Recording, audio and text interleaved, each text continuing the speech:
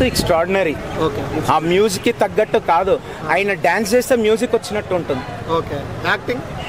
Acting మనకు తెలుసు కదా, బాలకృష్ణ తర్వాత అలాంటి స్ట్రాంగ్ డైలాగ్స్ చెప్పాలంటే ఎన్టీఆర్ ఇండస్ట్రీలో. ట్రిపుల్ ఆర్ని ఢీకొట్టిద్దంటారా? Triple R is different boss, every movie is different. Triple ఆర్లో రామ్ చరణ్ ఉన్నాడు, అది ఉన్నాడు, రాజమౌళి స్టాండర్డ్స్ ఇంకా ఏ డైరెక్టర్ ఇప్పటికీ రాదు నాకు తెలిసి, ఇప్పటికీ రీచ్ కాలేరు. ఎందుకంటే డే బై డే ఆయన వెళ్ళిపోతున్నాడు అలా, అది కష్టమైనది.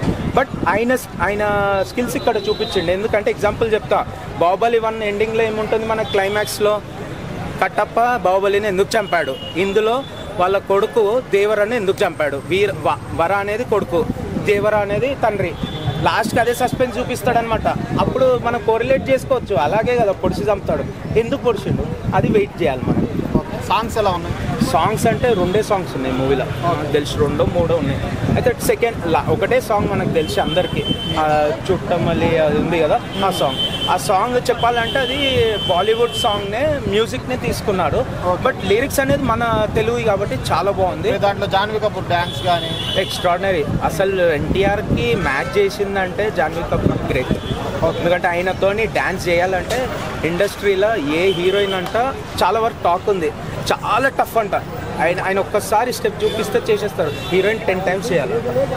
సో అట్లా సైఫ్ అలీ ఖాన్ విలన్ రోల్ ఎలా ఉంది?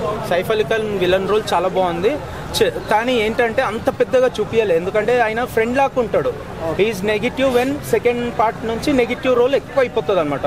ఫస్ట్ పార్ట్లో అంతా దేవరా వాళ్ళ ఫాదర్ ఉంటాడు, దేవరా వాళ్ళతో ఫ్రెండే ఉంటాడు అనమాట. ఒక సర్టన్ టైం అయినాక ఈ చేంజ్ ఇంటూ విలనిజం.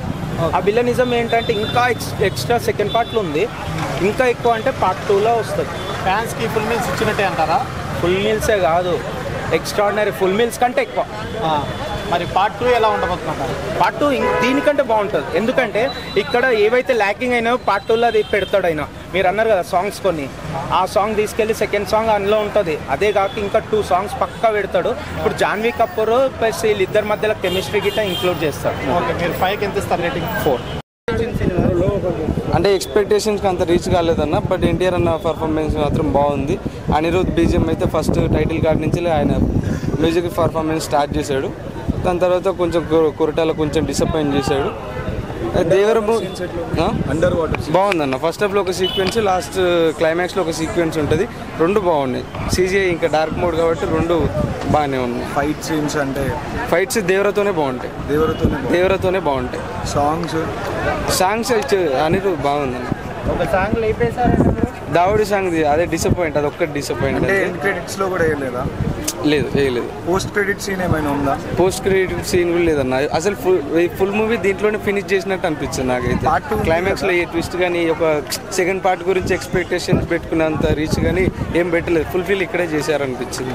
షార్క్తో ఫైట్ అదంతా, షార్క్ సీన్ బాగుందన్న, చాలా బాగుంది. అదే వర క్యారెక్టర్లో ఏదైనా మనల్ని కొంచెం హైప్ చేసిందంటే లాస్ట్ క్లైమాక్స్ పొజిషన్. ఓవరాల్గా లాస్ట్ ఎన్టీఆర్ అన్న చెప్పింది లాస్ట్ 40 minutes గురించి చెప్పాడు, కానీ దీంట్లో ఇంటర్వెల్ సీన్ అయితే బాగుంటుంది.